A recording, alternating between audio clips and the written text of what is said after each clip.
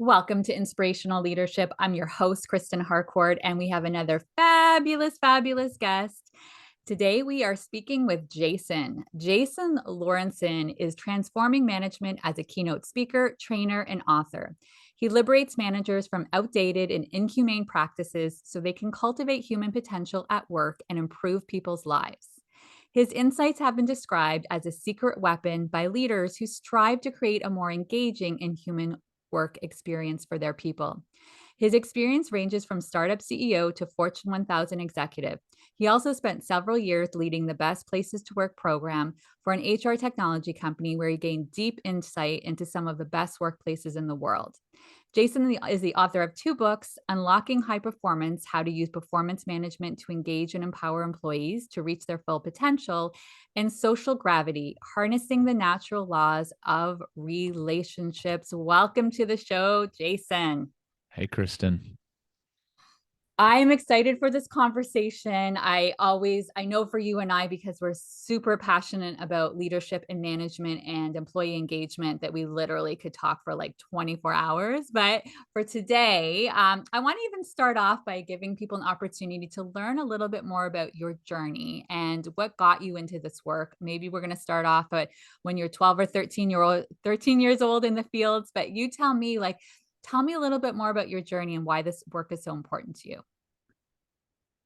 Yeah, I never know quite where to start because I think, there are inflection points, right? And you hint at, I have to now say, like, why you bring up the 12 or 13-year-old me in the field is that my very first management job was as a 13-year-old, which is insane because I have a 13-year-old that has a bedroom right through this wall. And the thought of him having to supervise other human beings is completely insane. And so I'm sure I did not do a good job. It seemed like a good opportunity to get to talk to girls, but I didn't really get the whole point of it. And so that's where it started. And I think because of that, and then ever since, I became really interested just in things like how people interact or about leadership or about performance or about, I've read, it seems like billions of self-help books over the years. And so I got really interested in that.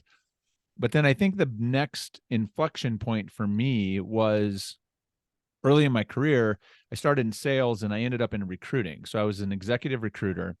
And when you're in that business, you get this opportunity to kind of like what you do all day long is you're getting to peek inside of organizations, right? So you have clients that you're talking to, they're trying to find somebody or hire somebody. And so you're talking to them about, well, why is this job open? And what's it going to take for somebody to succeed in this role? And tell me about the manager. And you start digging in there. And then you're talking to, you know, candidates, at least the recruiters speak, candidates, people that you're trying to recruit to for this role, and they're telling you about their job experience and their manager and where they work, and you're trying to do this game. And the thing is, what I realized was in all of those conversations, the common theme seemed to be dysfunction.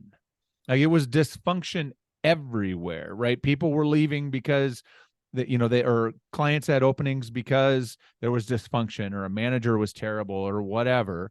And then on the candidate side, the reason people might want to leave is because their workplace and experience was dysfunctional. And so it was like, and so it's dysfunction on dysfunction, and I'm like, what is going on? And so I felt, I guess, compelled to get into or dig into that. And so that, I think, is sort of the initial spark that sent me down this path. And that led me to 10 years in corporate HR. And then that led me into writing and speaking and consulting and studying all of this. But I think those are probably the two inflection points that most lit this fire. Yeah. And I connected too. I think you were talking about yourself even as well, having some terrible leaders, which you start to see the Mm-hmm. contrast when you've had the terrible leaders. But I know even in my experience, my first two or three bosses were what I would describe as dysfunctional bosses. But you start when you don't know anything else than that, and you've just graduated from school, you just think, okay, this is what I signed up for. This is what it needs to look like. But then there was a fire in me, which I'm hearing the fire in you. There's like, well, I don't think that's actually true. I don't think it needs to look like that. But I also think part of it is it's very easy to put the blame on the leader and they should be doing X, Y, Z. But a lot of times they're not necessarily getting the tools, the coaching, the development to be able to show up as their best selves as a leader. So let's start there. When you start to think about leadership, and why we see so much of these dysfunctional leaders and, of course, dysfunctional cultures that are part of that. What do you think is happening? Well, I think what I've come to realize, and actually I'll tell you one more story. There was another inflection point that I think summarizes how I see this. And it goes back to it was my first corporate job ever. So I had always either been an entrepreneur or worked in small businesses. And I got my first job as a director of recruiting in a company that had like 1,000 employees or whatever. So my first corporate job, I'm coming into a proper corporate HR department as a manager.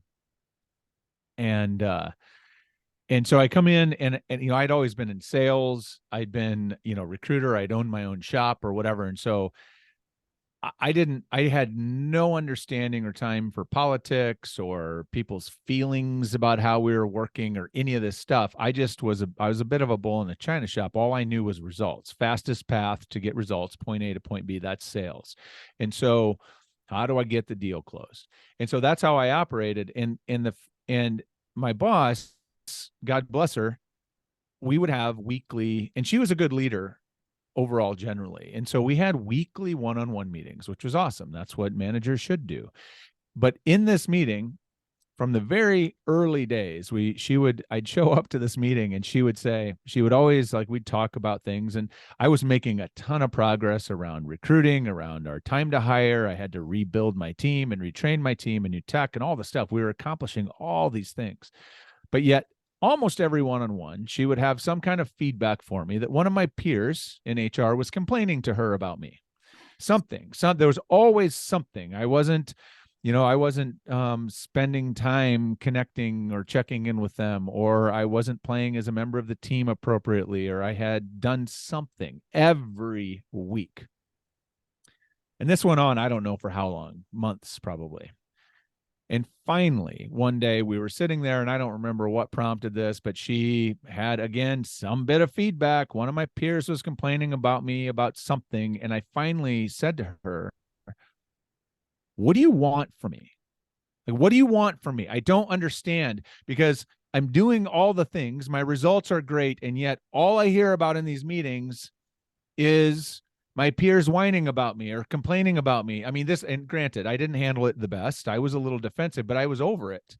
Yeah. And what happened in that meeting was that we finally had the conversation that we needed to have, right? We'd been, for whatever reason, she'd been dancing around it, or she had been avoiding it or whatever. And frankly, she probably was avoiding it with me because I'm a pain in the ass, right? I don't mind confrontation. And so if you're getting a little bit of that through this, I'm not the easiest person to manage. And so she probably just didn't want to deal with it, but whatever. We finally had the conversation, and it was a little intense. But in that conversation, we both learned that, you know what, we both need to show up differently. And she gave me some feedback I really needed to hear. She set some clarity around expectations that I needed to have. I called her out on a real double standard that she was putting on top of me that was really frustrating, and what that was doing so she agreed that she needed to show up differently in her role.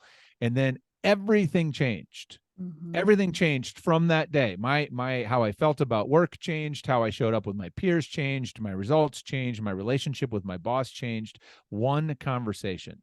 And so I tell that story because after 25 years of banging around doing this work, I have come to believe that at the heart of all of the issues that we have around leadership and management is a fundamental lack of relationship skills, and specifically our inability to have the conversations that matter. And that's because we don't have the skills, or we don't have the courage, or whatever. But I think that is the core unit that's breaking down in almost every case.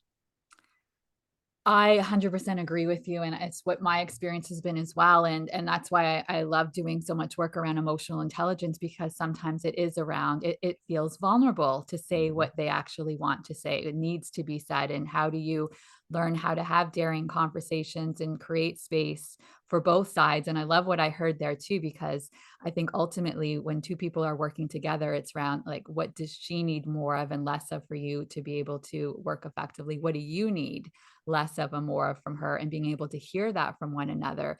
And I think so often there isn't this slowing down and really intentionally hearing that, which requires to like really actively listen Yeah. and be able to say what needs to be said, recognizing, I think anytime feedback's happening, it might even be in that moment it's too much for that person to process and say, you know, I'm going to take what you said to heart, let's connect again. So it's even figuring out timing. It can be multiple conversations to be able to really be able to process and work through and talk through that. So I think that's fundamental. Well, and it's true. And I mean, the thing that really has crystallized for me, I guess, over the last, particularly the last several years, is that we feel it and recognize it at work, right? Because we see the consequences. People leaving or underperforming or all the chaos and drama that exists in our workplaces. But it's the reason people aren't showing up at work and doing it is because they don't know how to do it. They're not doing it at home either. They're not doing it with their spouses. They're not doing it with their kids. They don't know how to do it.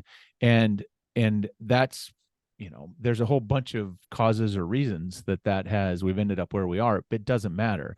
The solution is, let's learn how to be in relationship with each other better. Let's learn how to really check in with each other in a way that we can get to these conversations more effectively. Because when we can do that, if and the beautiful thing, and this is why I'm so excited about this work, is that if we teach people how to do that at work, and I'm sure, Kristen, you see this in your work all the time. When you flip the switch on for a leader at work, they go, oh man, like they see it then with their spouse and they see it with their kids. It's amazing how many times you have that where people are like, man, I'm going to be a better parent because of this, right? Yeah. Because of a silly, like some example I give in a management class. So I think it's not a leadership thing per se. It is a human relationship and a human connection thing. And it's the ability to be, like you said, vulnerable and authentic and courageous in our conversations with others. And I think that's really where the solution is, but it's also profoundly powerful. It's like magic when you teach people how to do this. Yeah, and the same reason why I'm so passionate about this work, because I know when a leader transforms, and I'm working with a leader in a workplace, it transforms all areas of their life and all of those connections. And quite beautifully, their significant others and family members, but also how they're showing up in their community and how they're getting involved. And it's just, to me, when I think about this bigger mission, which is really about raising consciousness, if we can raise consciousness, we don't want to just raise consciousness in the workplace. We want to really raise this consciousness in the world. And I think even when we start to look at some of this divisiveness that can exist when it comes to politics or whatever it is, where people are feel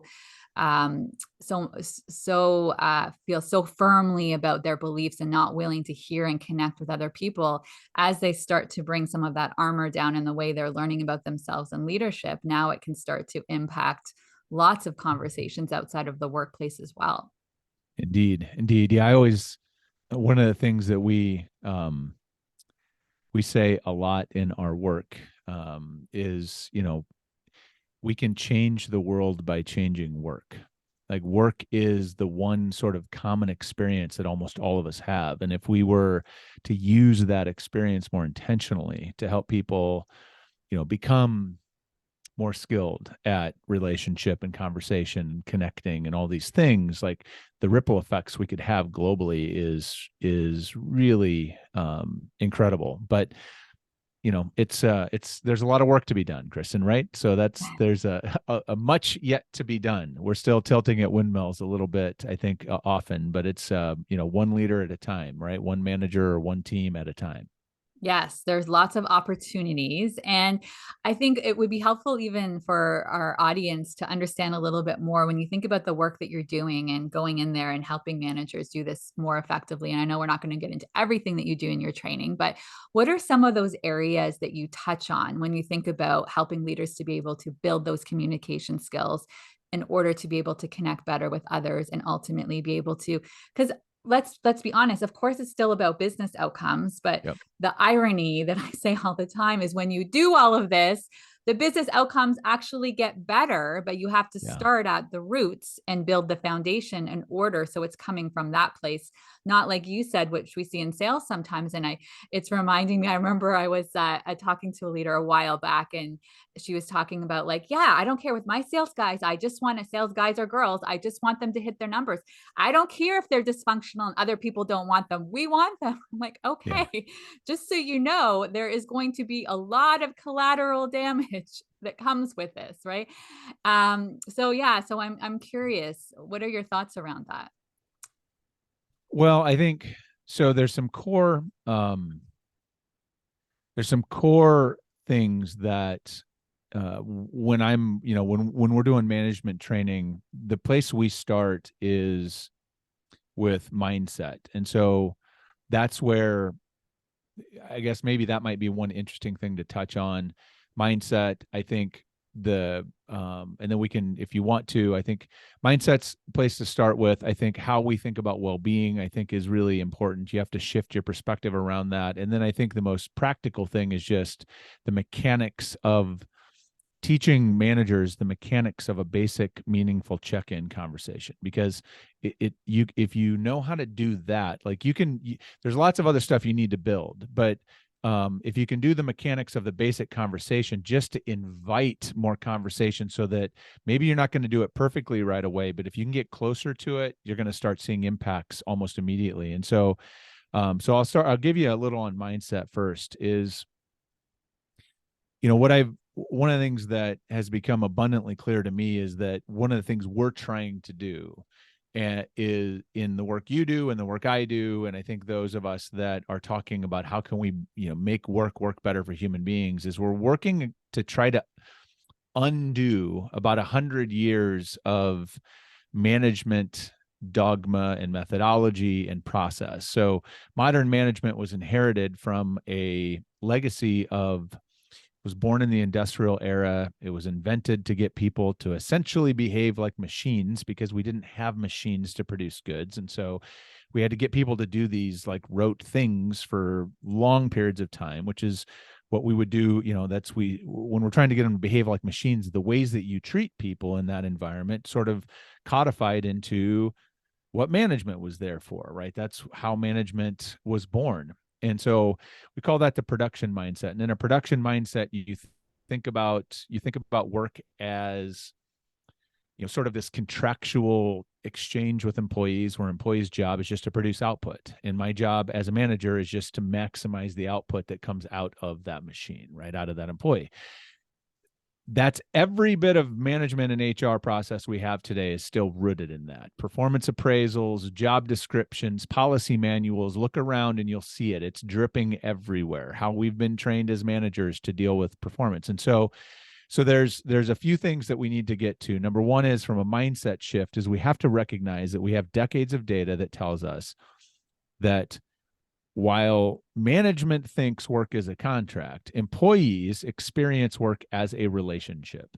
We've got decades of data that says, okay, what gets employees to do their best work, to be most engaged? It's feeling valued and trusted and cared for and accepted and appreciated. Those are relational constructs. So employees experience work as a relationship. You want the best out of them, you have to treat it like a relationship. So that's number one. The second mindset is recognizing, like we've already talked about, that the sort of the fundamental unit of relationship is the conversation. And so it's having these conversations that matter. That's the work of management. So that's number two. And then the third is, and I don't have time to unpack it, but we call it the cultivation mindset. And it's basically something that we've taken from, or I've learned from observing how farmers think about their role in fostering performance. And that farmers when they go out and put a seed in the ground somewhere, spend zero time worrying about whether that seed has the genetic programming to become its best version of itself, right? It knows that that plant, if it has what it needs and it's free of obstacles in its path, it will manifest into the best version of itself. And so farmers, when they're managing the growth of their crop, are thinking about two things. Does that plant have what it needs to grow? And what's getting in the way of growth, and what can I do about that? So that work is called cultivation. And so in management, the cultivation mindset is recognizing that human beings are no different. Yeah. Like I would challenge you to show me someone who gets out of bed every day thinking, boy, I hope I really fall short of the expectations of all the important people around me. I really want to fail today. That's That's really so that's what good. I want. Every human being wants to succeed given the means and opportunity. And so if someone's not performing, then that's something we've done wrong in management, something we haven't gotten, a need that's unmet, an obstacle that's there. We put them in the wrong situation. And so that's fundamentally what it means, I think, to show up in relationship is a very different. This is the heart of what we call the check-in method, which is the management method that I teach, but it's the heart of it is these three mindsets. Yeah, I think where you're taking people on that journey is so important. And I have to say for sure, even whether I'm doing leadership training or one-on-one coaching, there's so much of that role playing that shows up where they're practicing having that Mm. conversation because it's building a muscle, right? It's a new way of showing up. And sometimes it's around showing up with more curiosity, asking more questions, Yep. not making assumptions, being fully present for a conversation, setting yourself up even before you go into a conversation so that you can make sure that you're fully present. And my experience has been it's always life changing for leaders when they start to, not only is it because it's now they're connecting on a different level with their team, and that team is feeling, oh wow, like this leader cares about me and wants to look at my career trajectory and how I can maximize my talents and my gifts and continue to contribute to the organization. But that leader also starts to feel so much more meaning in their work because look at all of these connection conversations that they're now having. Yeah, it makes management and leadership feel better. It makes it more fun. It makes it more meaningful. I mean, that's the payoff is that yes, it is harder, but it's easy to be a bad manager. It's just like what you and I have had conversations about parenting. Like it's easy to be a bad parent. It's hard to be a good parent, but when you are a good parent, when you see your kids like manifest into doing some amazing things or making good choices or being able to navigate the world in a way that is positive and healthy for them, like the kind of how that feels is amazing, right? It's so rewarding. And the same's true for leaders. Like it's not easy, but it makes the job so much more meaningful and so much more fun. And I think you and I were talking about this pre-recording as well, is even taking a step back and just even asking yourself the questions around what's your vision around who you want to be as a parent and the atmosphere and environment you want to create to help them to reach their potential. And you're asking yourself those same questions as a leader. And I think sometimes it people just sometimes are thrown into management. It's just kind of like, well, this is what sometimes it's, oh, they were a high performer. So then it's assumed that we're going to put you into leadership. And they haven't necessarily taken a step back and asked themselves those questions around their vision and what they're trying to create. And I think it can be quite powerful. Yeah, no question, no question. And I think, I, I mean, I think the key back to your original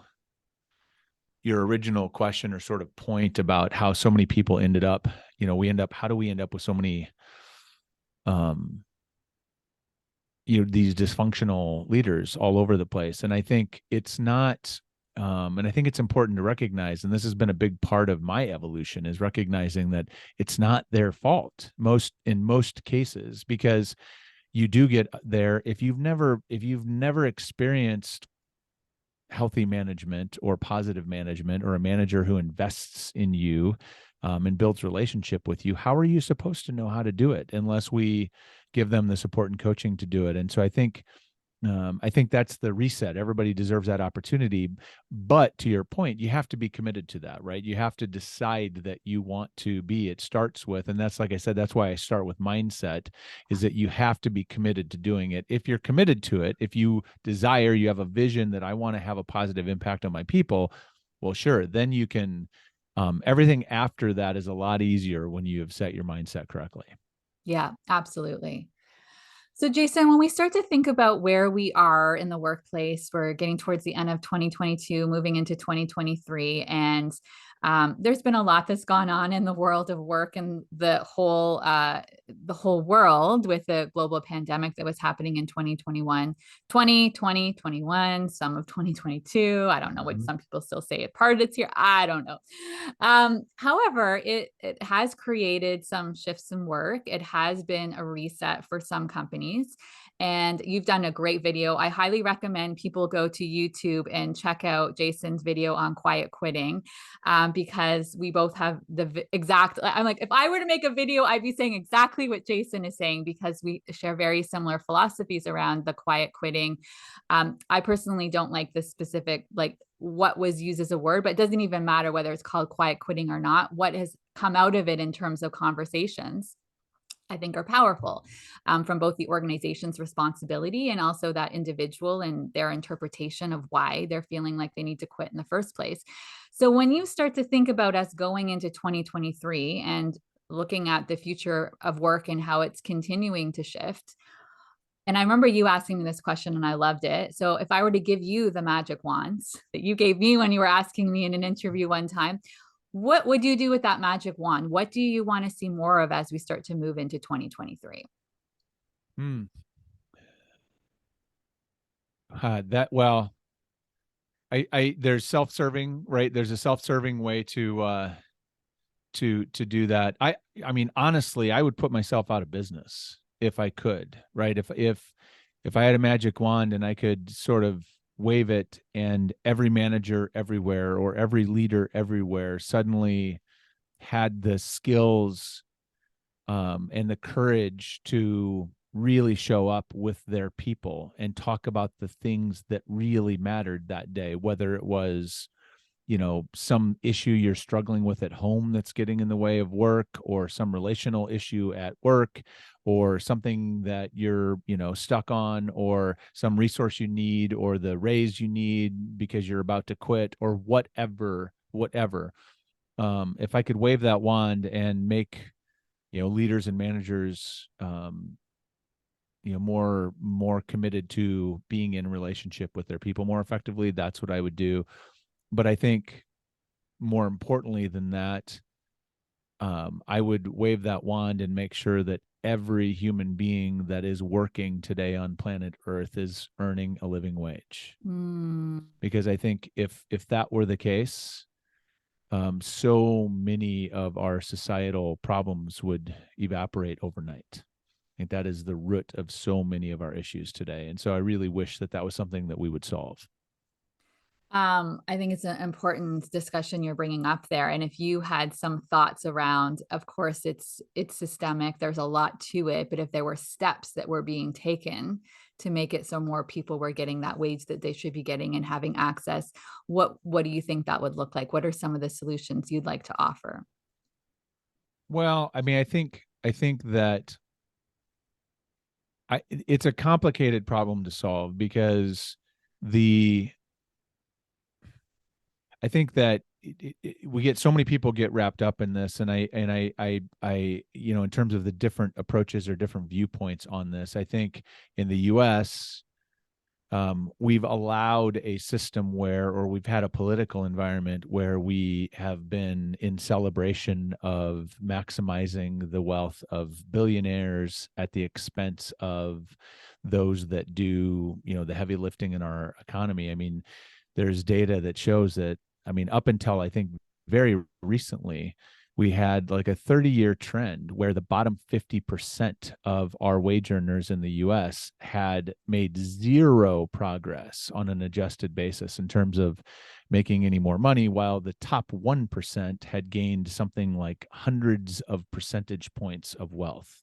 And so that's a problem. And I think, I mean, and I think it starts with some basic, we're starting to see it now, where we're seeing some states and governments that are legislating higher minimum wages. I mean, we hadn't adjusted the minimum wage in this country for 20 years, more than 20 years.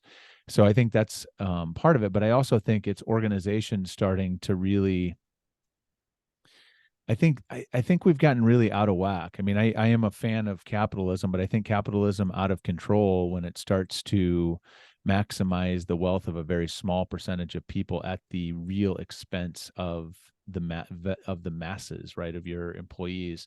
That's problematic. And so I think we have a real value problem, and there are models out there of organizations that are doing it right. It's just it's a really complicated thing because you can't profit maximize and do this at the same time. You can't ensure that each employee is earning a living wage and sort of okay, and maximize the profit of the shareholders at the same time. Like there has to be a balance, and I think I don't know how to solve that. I think we're moving that direction very, very, very slowly, but I hope that we make faster progress in the future.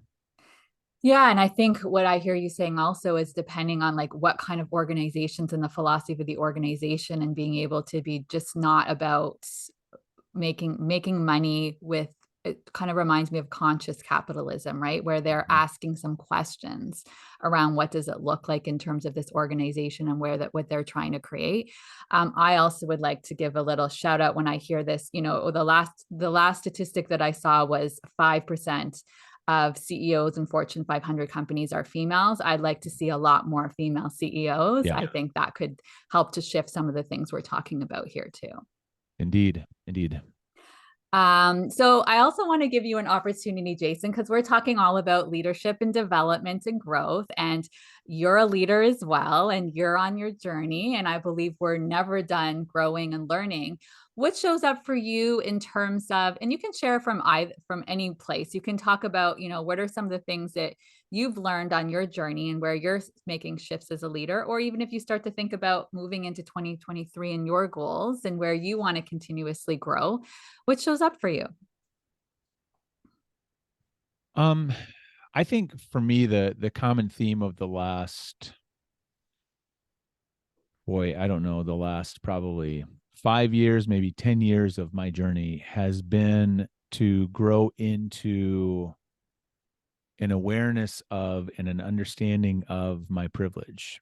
Being a cisgender white male, I have all kinds of privilege naturally there. I have privilege based on just natural abilities that I have, and then I have privilege that I have participated in creating. I have a platform. I can reach people. There's all sorts of things that I have, and so, and I've come to realize that um, and this is something I think so many people get wrong, is like privilege in and of itself isn't a bad thing. It's what you do with it. It's not being aware of it.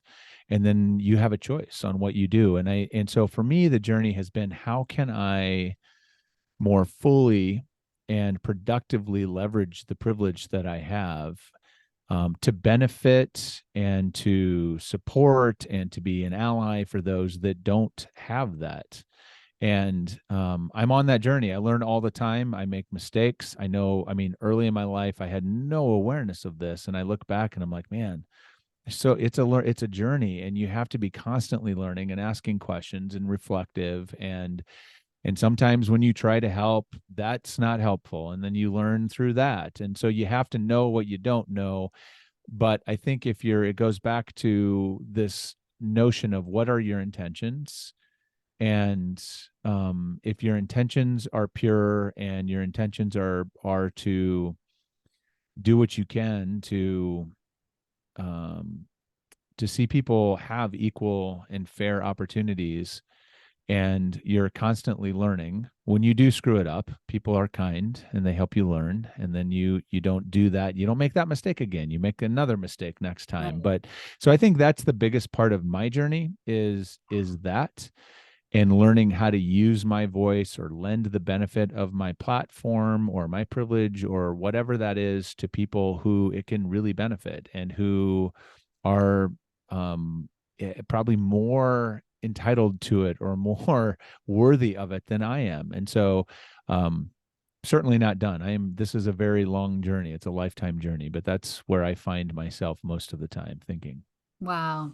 Yeah, I think what you said is so important. And I think this is even when I've had lots of people on the show around diversity, equity, inclusion. And part of my goal with this podcast is to be able to pass the mic and be able to amplify marginalized Mhm. voices as well who might not have the same access. And they always say the same thing, even with workplaces doing DEI and belonging work, that it's never done, right? It's a journey. And it's like you uncover one, and then there's another layer and another layer. And I relate as you're talking as well when it comes to unconscious biases. It's never done, right? You uncover one, and then it's like, okay, oh wow, here's another one, and another one, and another one. These beliefs that are operating, and also there's been so much conditioning, right? And I think, like you said, it's being around community where you can be getting feedback and being I do work around this as well in terms of creating safe spaces to be able to amplify voices, and that it's calling in instead of calling out. And right. And when someone's calling you in, now there's an opportunity. Yeah, I learned, wow, I did screw up here.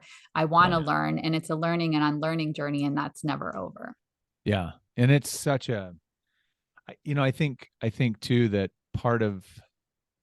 a big part of it, I mean, I don't know when it happened for me or how it happened, but there was a point where I could realize that like this wasn't about like I can go back and tell all kinds of stories that I am embarrassed by from my earlier years, right? Of being I clearly sexist, racist, all kinds of things that just were in the water that I picked up as I was growing up, right? It was just part of things. And that's not my parents' fault or my community's, it just was what it was. It's the environment I came up in.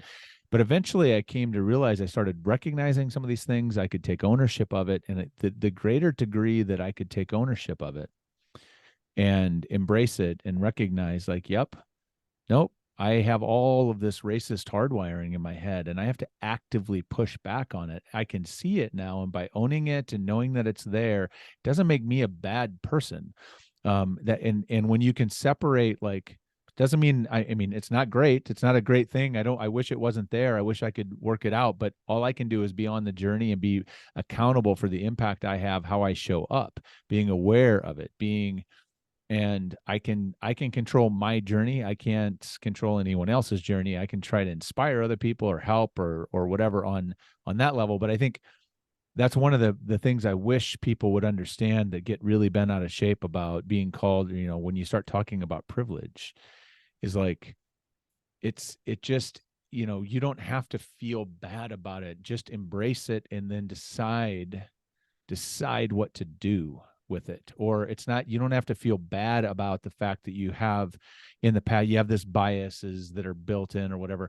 I mean, you can feel bad about it, you can feel bad about history or whatever, but like choose what happens next. That is the only thing that you can do differently. It's the only thing you can change, and you're in control of that. So like stop being defensive and embrace that we can have a different outcome going forward. We can be a different person going forward. So Yeah.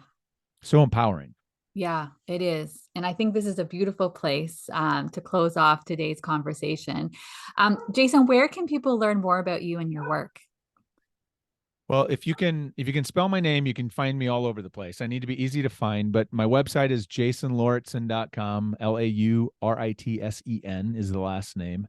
Or you can, if you search Jason Lauritsen, you'll find me on LinkedIn and all the socials. I love hearing from people, so you can connect with me wherever you can find me, or jason@jasonlauritsen.com if you're old school and just want to email me.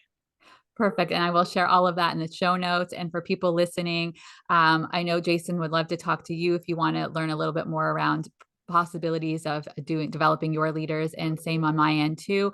As always, I love having conversations with you, the audience, hearing what you want to hear more of, things that really landed for you, some of those poignant moments. And then if you're interested in talking about different ways that I can support you in terms of leadership coaching, development, training, would love to have a conversation. Jason, thank you so much for being here. Thanks for having me. Keep up the great work, Kristen. Appreciate you. Thank you. And for everybody, wherever you are in the world, we're saying good morning, good afternoon, good evening, sending tons of love. Bye bye.